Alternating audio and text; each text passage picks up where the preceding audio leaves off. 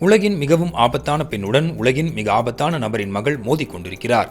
வடகொரிய அதிபர் Kim Jong உன்னின் தங்கைக்கும் கிம்மின் 13 வயது மகளுக்குமான அதிகார போட்டியை இப்படித்தான் வர்ணிக்கிறார்கள். சமீப காலமாக ஏவுகணை சோதனைகள் தொடங்கி ராணுவ அணிவகுப்புகள், வெளிநாட்டு உச்சி மாநாடுகள் என வடகொரிய அரசின் அனைத்து முக்கிய நிகழ்வுகளிலும் கிம்முடன் அவரது மகள் கிம் ஜூ ஏ பங்கேற்று வருகிறார்.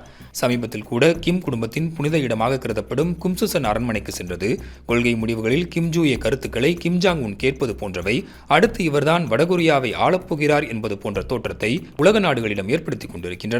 ஆனால் அதே சமயம் கடந்த 2019ஆம் ஆண்டு ட்ரம்ப் உடனான சந்திப்பின் போது கிம்மின் நிழலாக செயல்பட்டார் அவரது தங்கை கிம் யோ ஜாங்.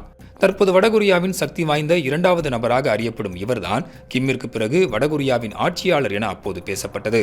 ஆனால் தனது அத்தையின் அந்த ஆசையை நிர்மூலமாக்கி வருகிறார் கிம்மின் மகள் கிம் ஜூ ஏ.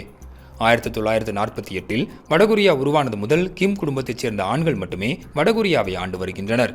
கிம் இல் சுங், கிம் ஜாங் இல் என தொடர்ந்த இந்த வாரிசு பாதையில் நெருக்கடிகளுக்கு இடையே 2011இல் 26 வயதில் கிம் ஜாங் உன் அரியணை ஏறினார்.